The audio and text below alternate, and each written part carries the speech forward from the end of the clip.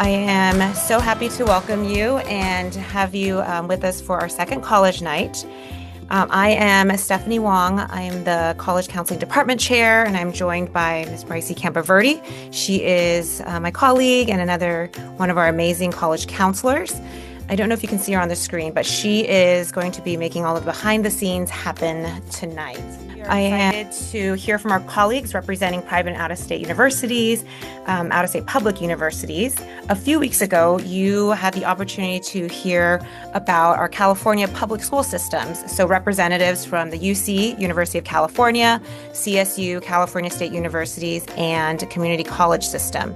They were able to provide valuable insight into our different California public college systems. And then tonight, to couple that and hopefully offer even more insight on different opportunities for your students, California public pathways, and broader range of national options so your students can understand what is a good fit for them as they continue on this college journey. So we are fortunate enough to be joined by three colleagues in the field, and I have the privilege to introduce them. So I'll go by alphabetical order of college name. First, we have Purdue University.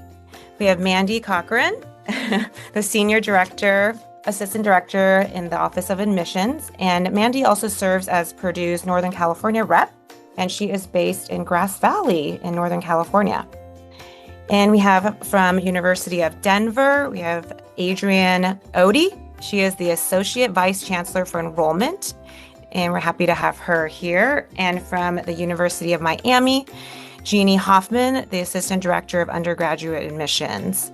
Adrienne and Jeannie are located in Denver and Miami, respectively. So they are on a different time zone, and we are thankful to have them here on a late night with us tonight. So thank you. To our panelists tonight, we'll demystify key parts of the college process, including talking about the evolving testing landscape, how applications are reviewed, and how the role of the essay and activities are reviewed also in the review. For our 10th and 11th grade families, this is a really valuable opportunity to hear directly from admission professionals and begin to think about what's lying ahead. So we hope tonight leaves you more informed, grounded, and confident as you support your students through this journey. To kick off this evening, we'll begin with brief introductions from each of our panelists. They'll share a little bit about themselves, their institution, and some of the distinctive qualities that make their university so unique. So we'll start again in alphabetical order of university, and I'll hand it over to Mandy. Thank you, Stephanie, for that wonderful introduction. Hello, everyone. Again, my name is Mandy Corcoran, and I am regionally based. So I am your direct admissions counselor. So any questions you have, I'm your person. I'm also part of the Regional Admissions Counselors of California, or RAC. I'm a member of that organization and board. And so plenty of us who are here regionally based to help you explore further and support you for these out-of-state options. So let's talk about Purdue. Who are we? So we are a large public research university located in the state of Indiana.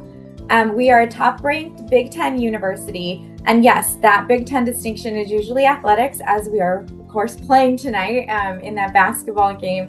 However, it's also goes to our Big Ten Academic Alliance, which allows us to really push each other forward in academics as well as research and other opportunities. And speaking of research, we are an R1 research institution. We have had that distinction for as long as I have known. And three things you can expect from Purdue are research as an undergraduate, internships, and co-op opportunities. Our tuition has been frozen for the last 14 years. So it's kind of like everybody's getting like a $10,000 to $15,000 scholarship right off the bat.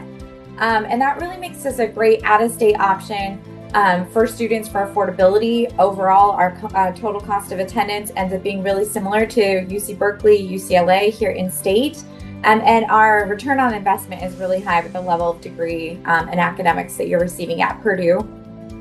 We have over 200 plus undergraduate majors to offer.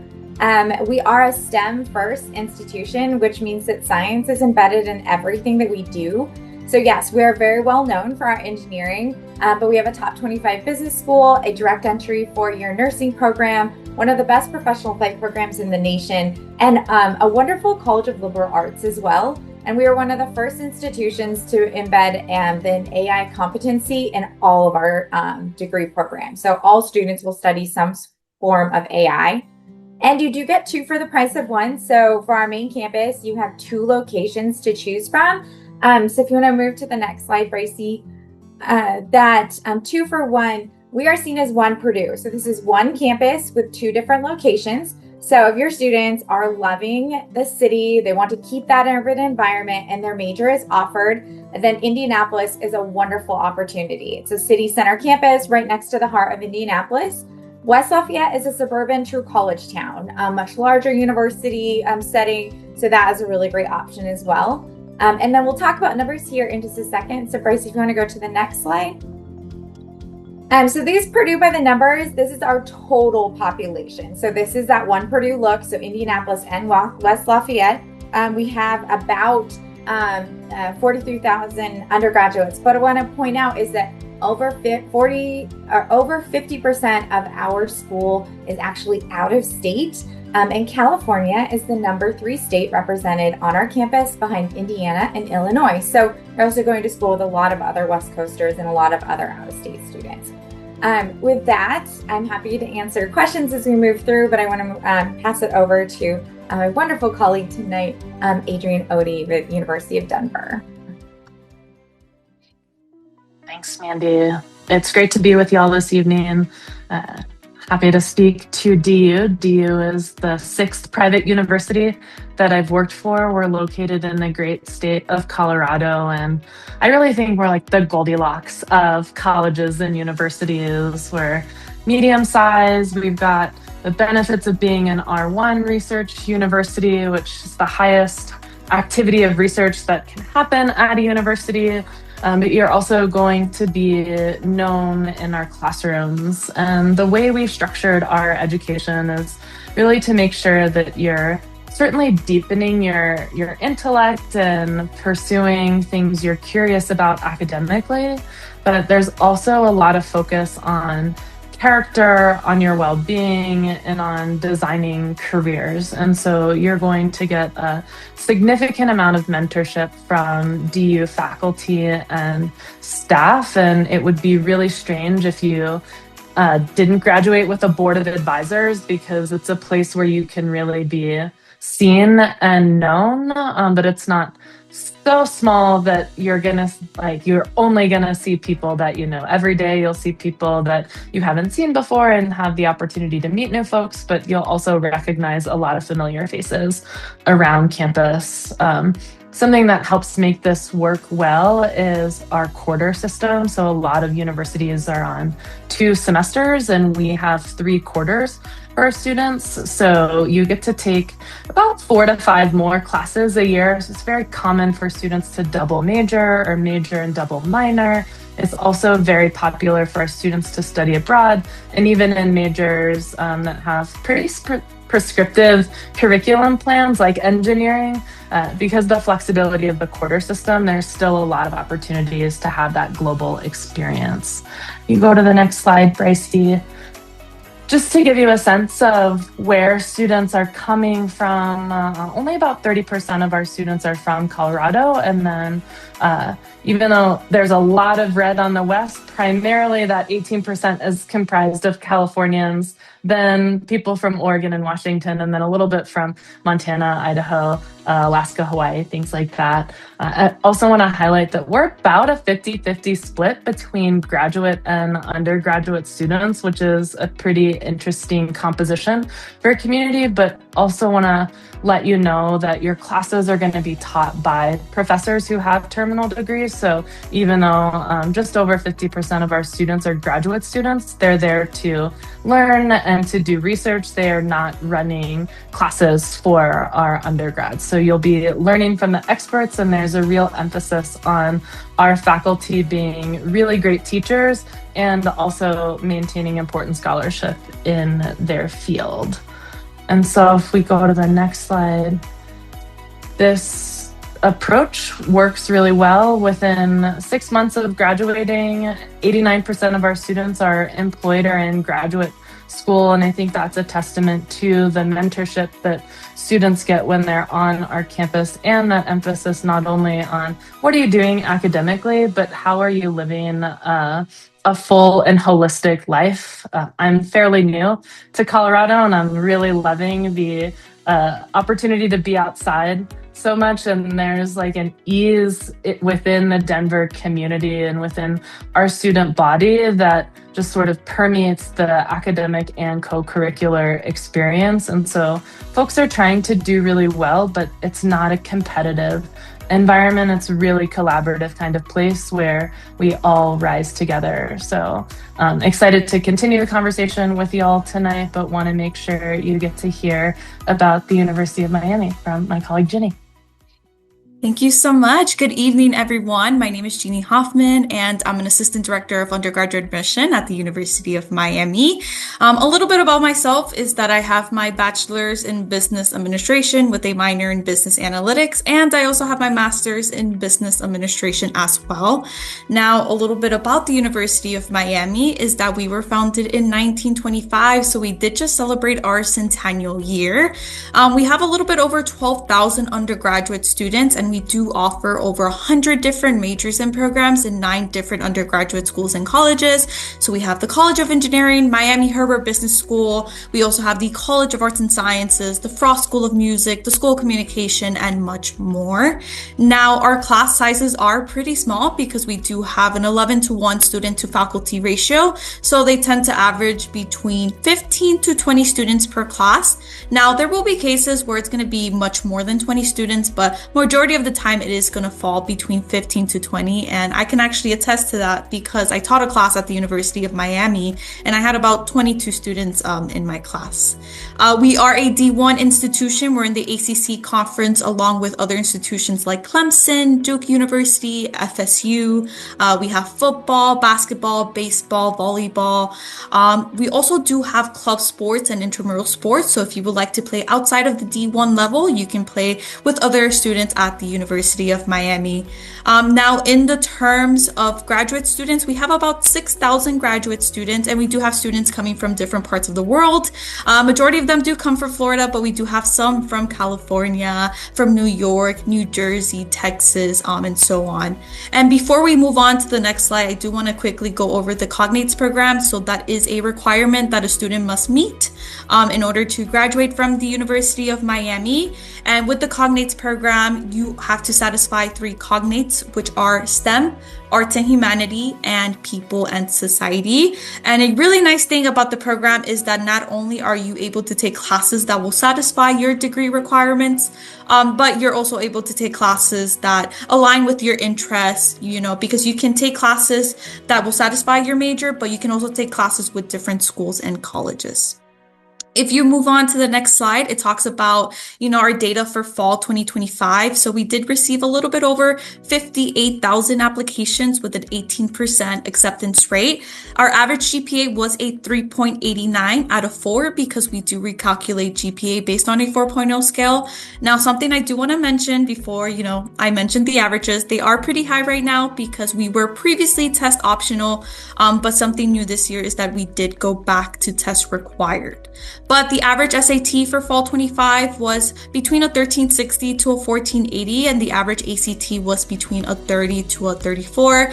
And I do want to emphasize on our holistic review process because not only do we take into consideration one aspect of your application, but we do take everything into consideration. So that includes your grades, your curriculum, meaning those college level classes, as well as extracurriculars, test scores, essays, because we want to learn more about who may potentially come on campus through those essays. We also do require 1 letter recommendation from a teacher or a counselor at your school.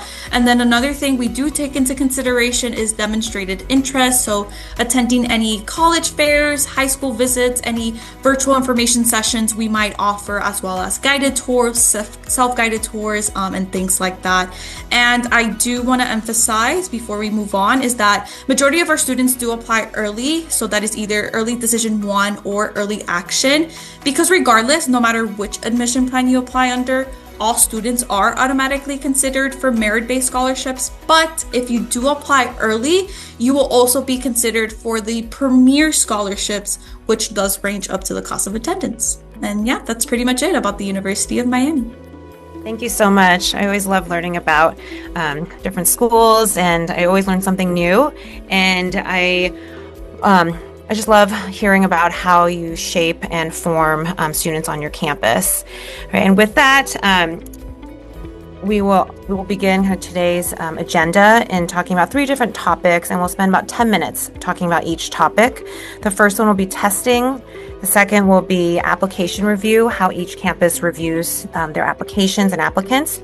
And then the third topic will be how time spent outside the classroom. So looking at essays, activities students are doing, and how that's looked at during the application review. And so each institution will share about 3 minutes on each topic, and we've assigned somebody to go first, and then feel free to jump in after that. So the first one is testing.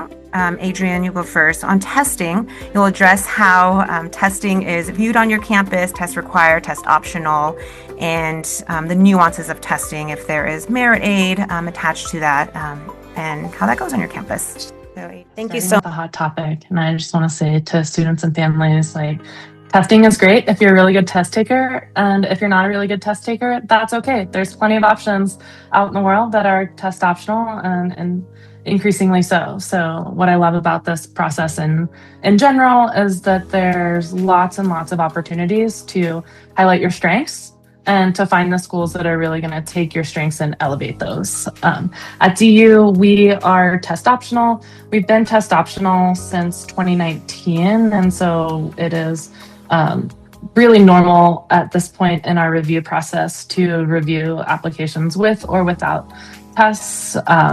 For students who are thinking about, should I submit my test scores or not submit my test scores, a good rule of thumb that I follow is, like, if your test scores are above the middle 50% range that a lot of schools and colleges are asking for, go ahead and submit them.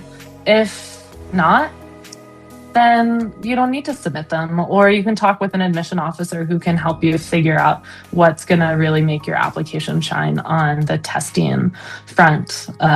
We use testing at DU just as a plus factor. So if you submit a score and it's below our middle 50% range, we're not going to penalize you for that. We are really only going to use test scores if they're going to help you, since the anchor of our review process, and we'll talk about this, I'm sure, a little bit later, is what you're doing day in and day out in high school. And that's far more important to us than your test score. So just like some of the other extracurricular activities can give you a bit of a boost or a bump in our process, if you've got a really great test score, it can help you. But if your testing is not the best representation of your learning, then you're not going to lose points. I hate saying the word points because there's not like points per se, but you're not going to lose anything by sending us a test score if it's below our averages. I can go next. So the University of Miami, we're actually test required, and we recently went back to going test required because we were previously test optional. And so in order to complete your application, you must submit either SAT or ACT. Now we do super score, so we do get the highest from each category, even if they were taken on 2 separate dates. And then in the terms of the ACT, we actually don't require the science section. So it's up to you whether or not you want to submit those scores. And I really do want to emphasize on our holistic review process, because yes, our averages are pretty high right now, but we do also take into consideration other things, like, for example, again, the grades, the curriculum, demonstrated interest, your essays, and things like that. Now, for us specifically, we do have certain exceptions. So One of them is if you're interested in applying to the School of Architecture and you do submit a portfolio, then you actually don't have to submit test scores. But again, if you're interested in applying to architecture and you don't submit a portfolio, that's perfectly fine, but then you're going to have to submit test scores. And then if you're interested in any of the performance-based majors within the Frost School of Music, you actually don't have to submit test scores as well. So I think this is great. You're gonna really rounded out representation of testing. So we are test expected. We're the only school I know that uses that terminology. But what that means is we expect you to submit a test score. It does not have to be your best friend. It does not have to be the thing that you love the most, but you are more likely to be admitted to Purdue with a test score than without a test score. So I always say a low score is better than no score when it comes to us. People always ask me, like, what's the average composite? What is it? Well, you can talk to me about your average composite, but we primarily use that test score. We look at the individual scores, and that can be the SAT or the ACT.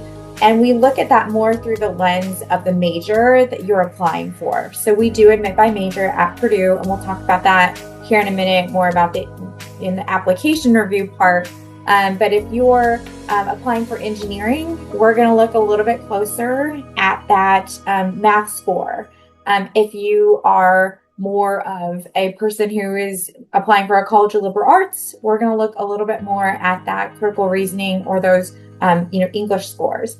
As for the science component for the optional component for ACT next year, we do not require science.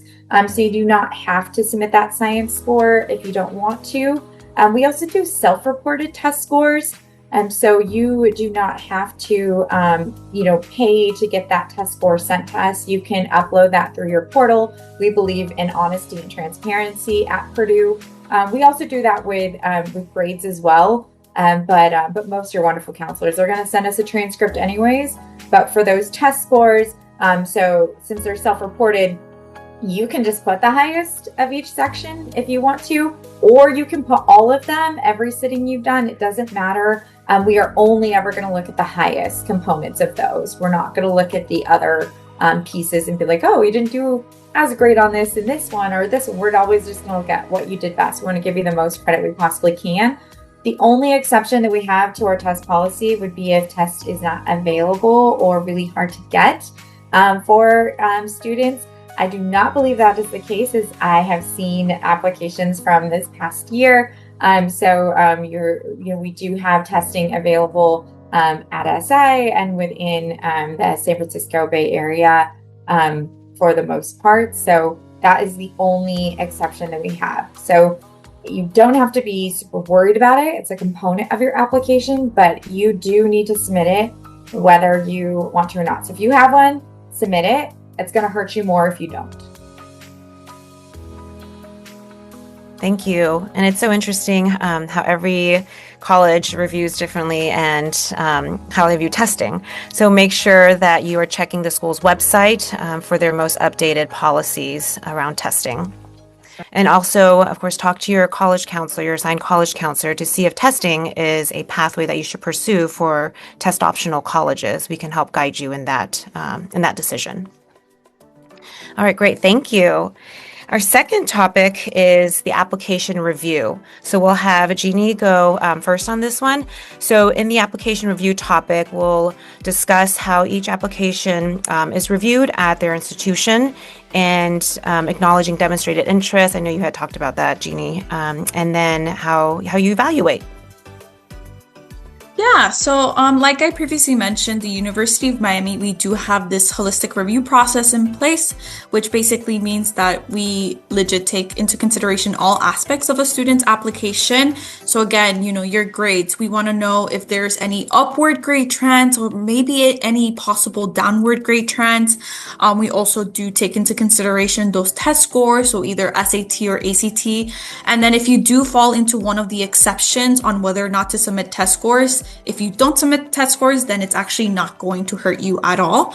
We also take into consideration those extracurriculars, and that can be like any clubs, sports, leadership, community service, part-time job, internships. It can be anything because, again, we want to learn more about the student. In the terms of curriculum, now we do recalculate GPA based on a 4.0 scale, but we also do take into consideration those college level classes. So whatever your school offers, whether that's like AP classes or IB classes or any dual enrollment classes or IB classes as well. We also do require one personal essay and one supplemental essay. And so we will take into consideration both essays because we want to learn more about you and who may potentially come on campus as long as you're answering both prompts. And we do require one letter recommendation from a teacher or counselor. So that is something we will take into consideration. And again, like I previously said, we also take into consideration demonstrated interest. So any virtual sessions the University of Miami might offer, or college fairs, high school visits, as well as, any guided tours, self-guided tours, emails, and things like that. And so we do track all of that as well. Now, in the terms of any potential athletic recruits, again, they have the same process as a prospective student, so there's nothing different there.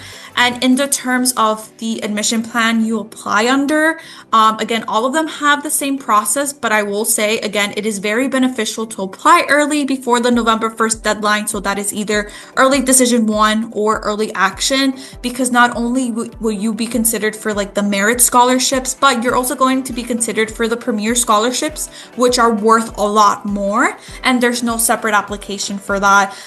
We have about 5 different premier scholarships, and 2 of them may require a high school counselor nomination, but other than that, you just need to apply to the University of Miami and you'll automatically be considered. And in the terms of how we decide those scholarships, we have that holistic review process in place. To do a holistic review, we are part of the Common App. That is the only place that you can find us. So don't try to find our look on our website for anything else. Common App will open on August 1st for us. So know that if you are a super overachiever and you want to apply early, you absolutely can, but it does not matter from August 1st to November 1st when you hit submit on that application. But November 1st is our early action deadline, and we'll talk a little bit more about that here in a minute. So we do, as I said previous, we do admit by major. So when you're filling out the Common App, you are going to be selecting the major and the location if your major is offered at 2 different places. Okay, so make sure you're paying really, really close attention to what major you're choosing, and then it says the location. West Lafayette is the most common program or location chosen on our application, and it is that true college town. It's where the Boilermakers are representing right now. Indianapolis is an urban campus, and I emphasize that because if you get an admissions decision and you chose Indianapolis and you email me or call me or talk to me at a college fair in February and you say, I want to change my location, I've applied for the wrong one, I'm sorry, there's nothing I can do for you. So it is really important. Engineering is where we see this happen the most. And then also computer science and artificial intelligence and data science. And the reason why is because it populates by alphabetical order. So when you select the drop down, Indianapolis are going to populate first. Okay. So make sure you're choosing the correct major and location. If you want engineering at West Lafayette, it is first year engineering. If you want it at Indianapolis, it'll specifically name the list. So mechanical, computer, those kind of things. Okay, so direct admit that way, first year engineering. I will say that again when I meet you all in the fall. Your counselors will say that again to you. We just have a lot of students who obviously have applied to the wrong location, and we admit by space availability, so there's nothing we can do for that. Because we admit by space availability, we are not impacted. So even though we have a large amount of applications coming through, we are not impacted. Our students are graduating on a timely manner in that 4-year pathway and being able to get their classes. And that's why we also admit by major. Okay. With that, the priority deadline for our most competitive majors is November 1st. So if you're interested in engineering, computer science, professional flight, nursing, or our veterinary tech program, then you need to apply by November 1st. All right. If you are also interested in merit-based scholarship consideration or our honors college, November 1st is also the deadline that you need to hit. So it's early action deadline. January 15th is our regular decision deadline. That also is the date that you will receive your early action decision. So 2 dates for Purdue, November 1st and January 15th. I recommend all of my California students, unless they are EDing somewhere, should apply by November 1st. But know that January 15th is still an option for you. Let's say you do submit an early decision and you don't get into that institution, you want some more options. Regular decision is still an opportunity and you can apply for all majors. It's just most of the space has been given for those competitive majors, prior to that. I know that's a lot of information. We try to get this, best in front of you when we can, because you'll hear it again and again and again. What do we consider at Purdue? I'll be quick about this part. The first question is, we're going to look at you academically. And the first question we're trying to answer is, can you do the work and can you do the work within your major? I hope that you're applying to Purdue because it is a academically challenging place and you're excited about stepping into that academic challenge, but we have to make sure that you are ready for that. If you're an engineering student, we need chemistry, biology, physics, and something advanced in those 3, okay? Or one of those 3. We also need to be calculus ready. So if you're deciding between statistics and calculus your senior year, please take calculus for us if you're interested in engineering, as well as business, and then those CSDS AI programs, all right? I can talk to you more about that individually. From there, we're then looking at your test score and seeing, again, kind of how that pertains to the major that you're looking at. We're looking at how you've challenged yourself within your curriculum. I've been working with SI for a very, very long time. I know this curriculum as well as my colleagues do. So looking at how you challenge yourself within what was offered within your school, okay? So within the curriculum. We are looking at individual grades and how you performed in those individual classes that pertain, again, to your major. We're not looking at overall GPA. If you want an overall GPA, we do look at unweighted, but again, we're not looking at the individual GPA. We're looking at the classes, how you did, and how they tell a story about how you're going to be successful in your major. Moving on from there, the next thing after the academic challenge is, who are you? What are you excited about? What are you passionate about? I'm going to expand on that a little bit more in the next section, so I'm not going to dive deep into that. And then beyond that, it's your counselor letter of recommendation. It's your letters of recommendation that you submit. And then it's also our 2 questions, which are why Purdue and the location you're applying to. And then also why Purdue? And then the other question is why your major and what location you're applying to. If you want the honors college, you'll check a box and it'll submit 2 more prompts for you for the honors college. And again, that's that November 1st deadline. I know there's a lot of information. Thank you all for being patient. Adrian, I'm going to pass it over to you to do a holistic review. Yeah, this is great.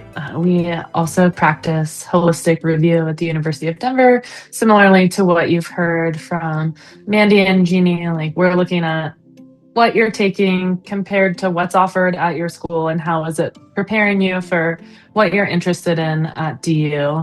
We will also admit you to a major or program if you have one that you feel really good about.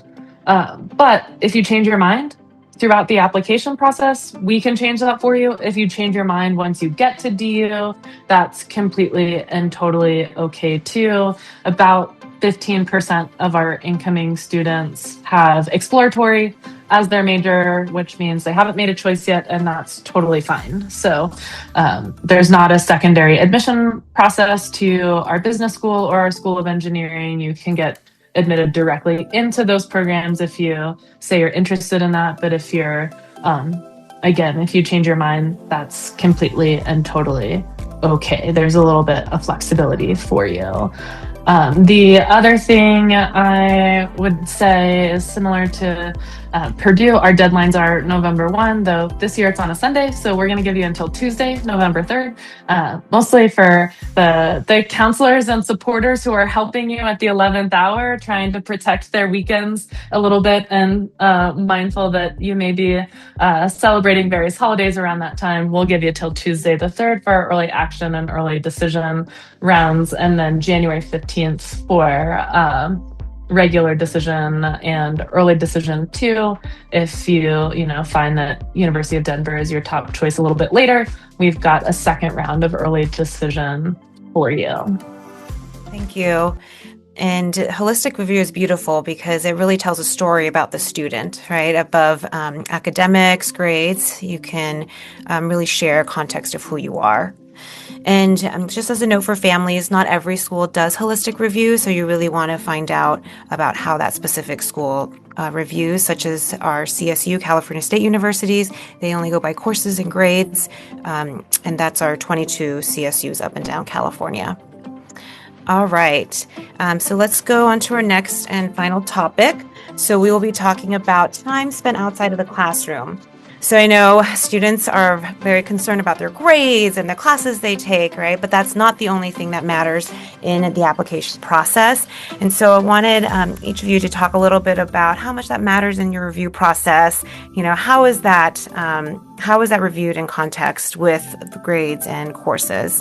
And like taking into consideration their hobbies, responsibilities at home, what are they doing in the summer, the balance of everything also. All right, so we will have Mandy kick this one off. Thank you. Yes, this is actually one of my favorite things, I think, to answer. And I usually get asked more by the parents than the students about what should my student be doing over the summer. I get this at every college fair at least once, sometimes much more times. Or should they do research, or should they do an internship? What should they be doing? Or I have students who approach me and they're like, I haven't done traditional research. I have my own research project that I'm working on.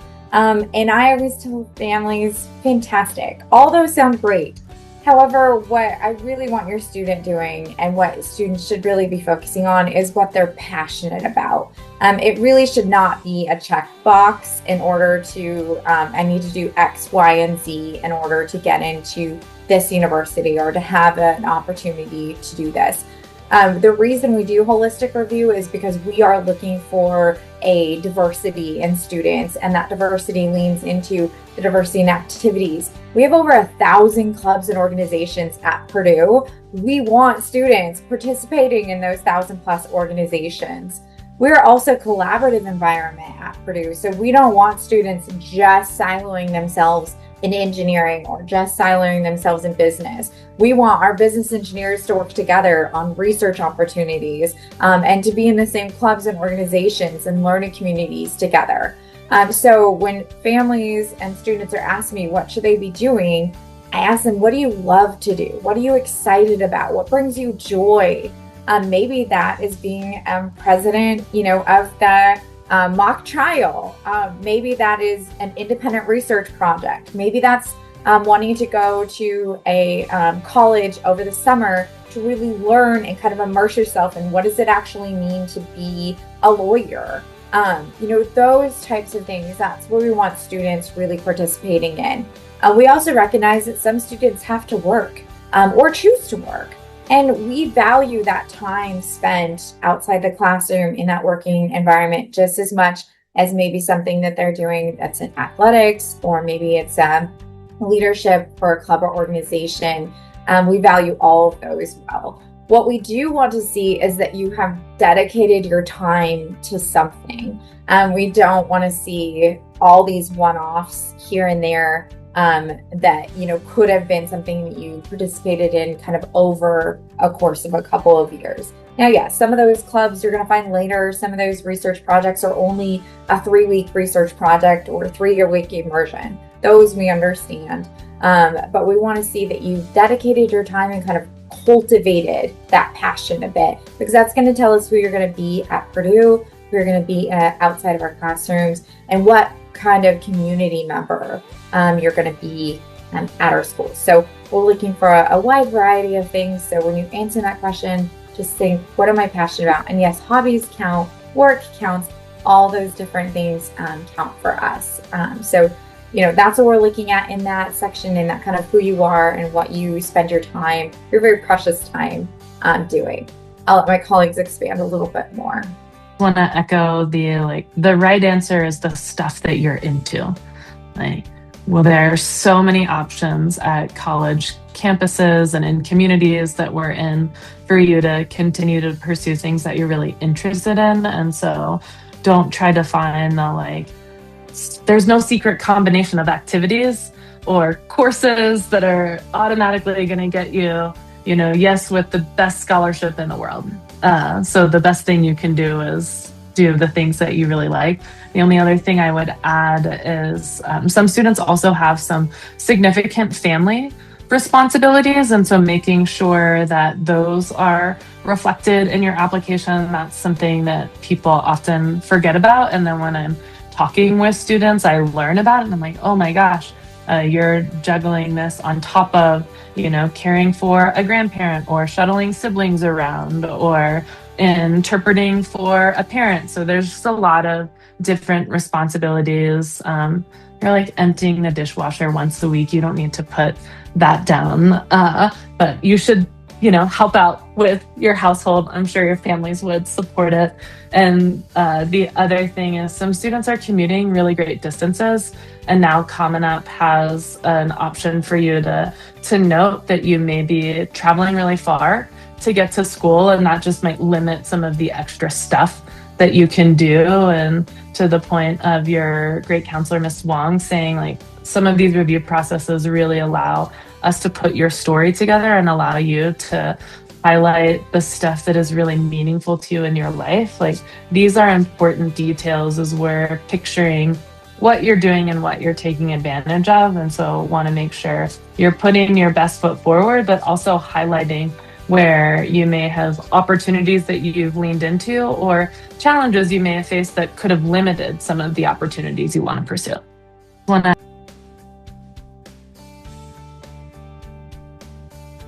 Everyone is different, everyone has different interests, and that's 100% okay. I actually just finished a college fair about an hour ago, and I spoke to a student and he was telling me how, he's been doing Taekwondo for many years and he was worried that that's not enough. And you know what, that's okay, because with those extracurriculars, we want to learn more about you. We want to see good time commitment, but we also want to see consistency, not that you just did one club one year, you left, you did another club another year, you left that, and then you did a different club your third year and you left that as well. And again, we're really emphasizing on the family responsibility. So if you can't do any clubs and leadership or organizations because you have to go home and take care of a family member, we want to know that as well. Or if you have to drive over an hour to your high school, again, we want to know that as well. And a really nice thing about the Common Application, because the University of Miami is on the Common Application, there's an additional information section where if you want to add in any additional extracurriculars, you can, or if you really want to emphasize on a few awards or a few things in regards to your extracurriculars, you can as well. And for us specifically, if you would like to send us your resume, we would accept it as well. And I did want to say before, because I forgot to mention this, your admission counselor, her name is Bethany. She is the rep for Northern California and she is amazing, one of my favorite colleagues in the admissions office. So a little bit later on, I will be adding her contact information there. Those responses, and the theme that I'm kind of gathering is curiosity, right? The student should be curious about a subject area, about their hobby. It's just finding what makes them tick, what intrigues them. And so I know students at SI I'm always blown away by how involved students at SI are. So continue to encourage your students, or students if you're on this, to be curious and to seek and learn more about anything that piques your interest as your high school journey continues. Alrighty, so thank you so much for all those great insight. It was very helpful. I love the questions. We have one from about financial aid. So thank you all so much for your time and openness. What about financial aid? Would love your honest feedback and advice. And so I guess we can start off with financial aid applications and need-based aid first. So families that would like to be considered for need-based aid would apply for the FAFSA, which is the free application for federal student aid, and all four-year colleges will take that application. And so I don't know if each of you want to talk a little bit about how your financial aid works, either merit aid on your campuses and how that's determined. Yeah, I can actually start off because ironically, I actually used to work in the financial aid office before heading over to admission. So I guess you can say I know the best of both worlds. But for us, we use both the FAFSA application and the CSS profile. So the FAFSA application, that is used to see if you're eligible for any grants, student loans, and federal work study. And if you didn't know, federal work study, it is an opportunity to work on campus as a student employee. The CSS profile is similar to the FAFSA application, but it looks more in depth. And if you talk to any financial aid advisor, they basically describe it as they even look under your kitchen sink. But with the CSS profile, that is mainly used by private universities, and that is used to see if you're eligible for any institutional grants, and you can stack all of your awards up. So any grants from FAFSA, any grants from the CSS profile, any student loans, and things like that. Now, in the terms of scholarships, whenever you apply to the University of Miami, students are automatically considered for merit-based scholarships. But again, we strongly recommend students to apply early before the November 1st deadline. So that is either early action or early decision 1, because not only would you be considered for the regular merit-based scholarships, but you're also considered for the premier scholarships, which does range up to the cost of attendance. And another thing I do recommend, and I usually tell my students as well, is to apply for those outside scholarships using platforms like fastweb.com or even scholarships.com, and basically treat it like a part-time job, because even if you apply to 40 of them and you only get 10, that is still 10 scholarships that you can use towards your bill. And I've heard from other students how they've gotten outside scholarships that will cover the tuition, which I find really great. Yeah, so we don't give as many merit-based scholarships as other institutions, and that's because of that frozen tuition, right? We talked about that $10,000 to $15,000 is about how expensive we would be if we had kept that. So we don't have as many merit-based scholarships for that consideration. You do need to apply by November 1st, and you are automatically considered for those. Beyond that, we encourage all students to fill out the FAFSA. We run our departmental scholarships currently through Scholarship Universe, which also screens students for independent scholarships. So we're going to give you all the departmental scholarships you might have available to you, as well as those independent scholarships that you can apply for. Our December 15th deadline is our departmental scholarships.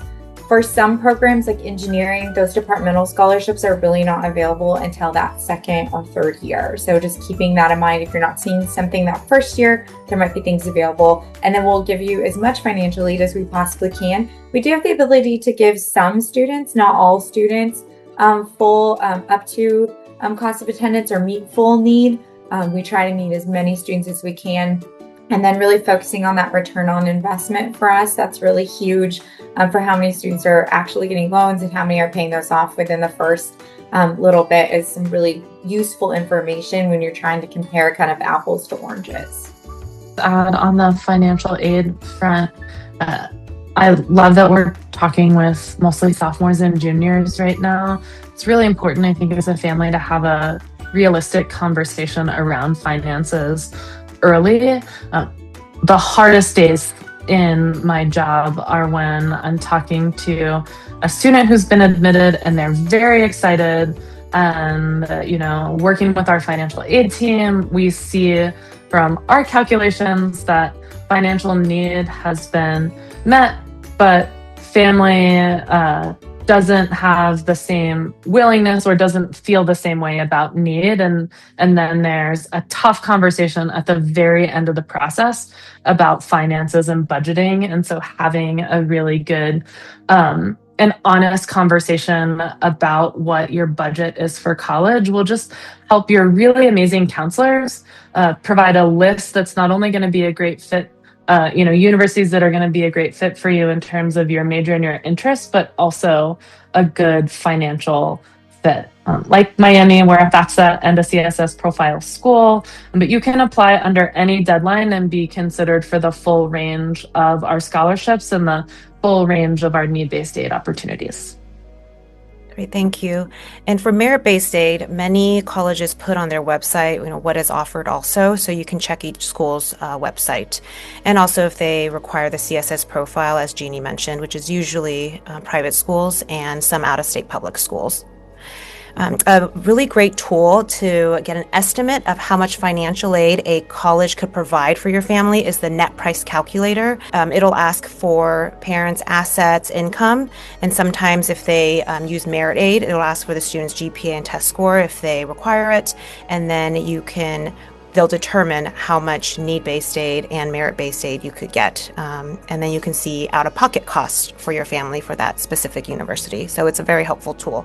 It'll add body ratios such as gender, ethnicity, and is housing guaranteed for 4 years. 55-ish% of students who identify as women, about 44% students who identify as men, and then about 1% of our students are gender nonconforming. And then as far as race and ethnicity, about 65% of our students identify as white, 30% identify as domestic students of color, and about 5% of our students are international students. We have housing for you all 4 years, but we only require students to live on campus for your first 2 years. The vast majority of our juniors and seniors are living off campus, but there are on-campus options available if a student wants that. When it comes to kind of the gender breakdown, as you might expect at a STEM-heavy engineering program, we do skew a little bit male, so about 59% are male identifying, about 41% are female identifying. That gap keeps closing every year, so we're really excited about that and really want to get more female identifying people within engineering. So keeping us definitely is a great option for that. As for those identifying as minority race on our campus, about 31% of our students identify. It's all self-identification. Multiracial is about 5%, and everybody else tends to report out like their breakdown. And then again, geographically, knowing that we have a very high geographic diversity, which is something that I don't think we always think about when we think about diversity on campuses. So over 54% are outside of the state of Indiana. As for housing, we do not require anyone to live on campus, but over 90% of our first year students do choose to live on campus. And as long as they submit their housing application, so pay their enrollment deposit by May 1st and submit their housing application by May 5th, we will guarantee housing in the first year. After that, it is a bit of a lottery system. Indianapolis has more opportunities to live on campus longer, and then West Lafayette, living off campus could really just mean like moving right next door or across the street, as we are a true college town. So a lot of the surrounding housing is for college students. University of Miami, of our undergraduate student demographic, about 55% are female and then 45% are male. And actually majority of our students are non-Florida residents, so about 60%, and then 32% do come from Florida. So that includes like Miami-Dade County, Broward County, Palm Beach County, and then about 8% of our student population are international students. Now in the terms of housing, so we do require for students to live on campus their first year.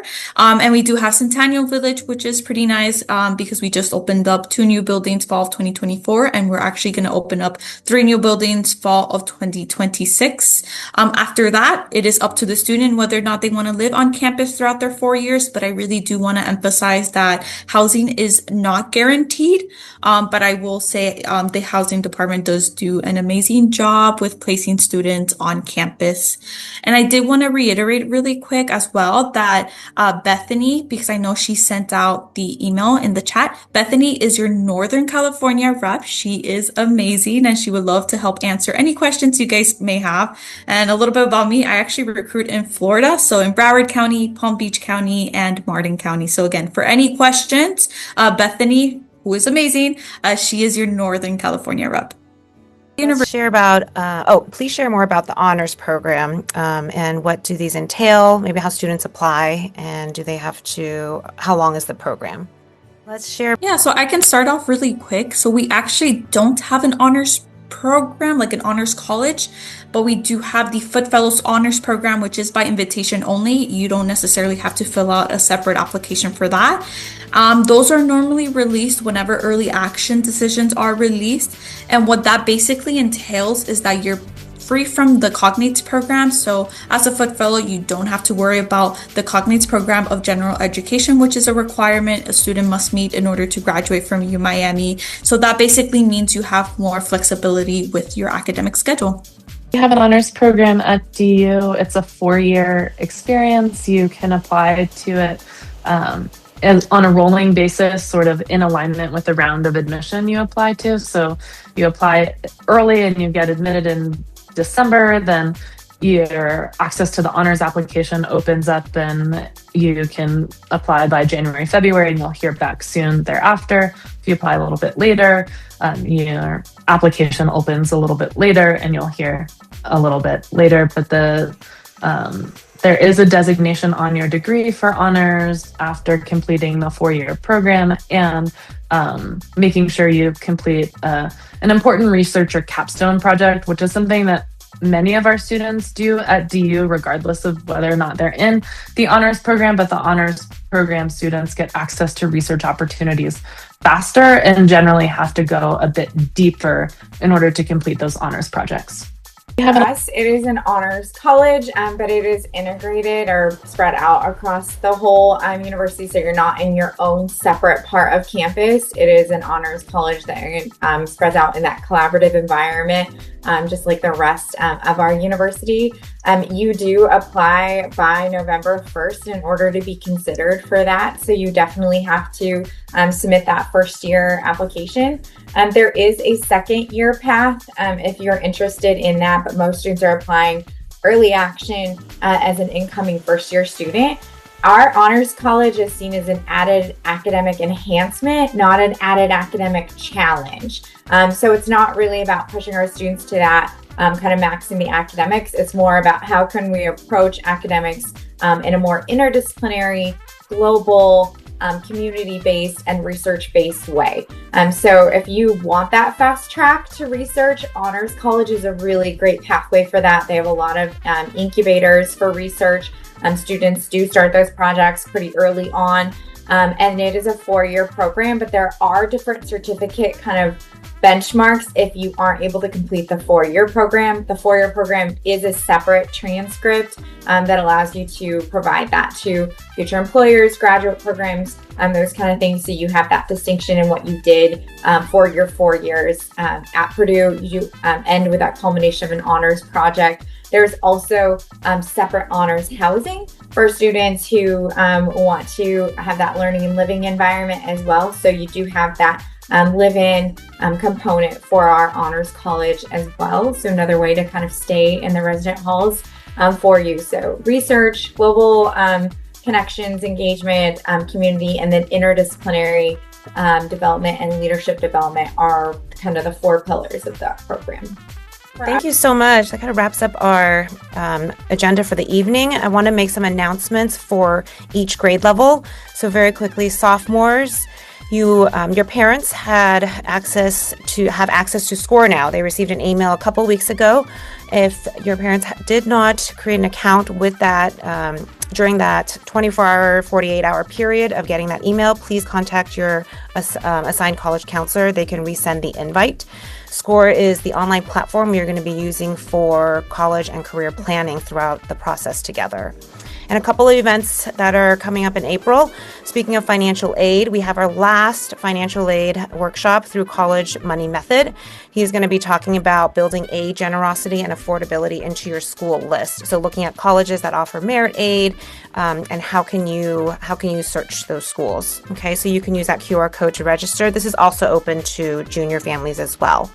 Sophomores, we have one final X period, April 29th. That is a Wednesday, I believe. So mark your calendars for that, and that's just for students because it's during the school day. And then juniors, we have a few events left. We've been talking about April 17th, which the CAP form is due, the college application plan. So parents, if you have not heard about that, please ask your student about it, because we have been talking about that a lot, and it's been in our college counseling newsletters. We also have our final X period, Friday, April 17th. Just as a note, for the CAP form, which is due that Friday also, there is a parent reflection form that is for parents to fill out on their score account for your child. And we will use that to write a more thorough letter about your student. We have a really great event on Sunday, April 19th, just for junior families, and that's called SFK Studies. So it's going to be at USF. Junior families, you received an email. It's going to be over 80, I think over 100 actually, college reps that will be present. So please read that email and the agenda for that evening. It's a really, or that afternoon. It's a really great event, very informative. And then once again, that financial aid workshop. And then we are offering a college essay workshop in the summer. So please check out our summer school website for information, or ask your college counselor. And juniors, you should have your junior meeting scheduled with your college counselor ready. So please make sure you're on that if you have not yet. Thank you once again to our three wonderful panelists staying up late on a weeknight. We hope you get rest tonight, and we'll see you soon. Thank you. Have a wonderful evening. Thank Bye. you so much. Bye, everyone. Bye. To yesterday.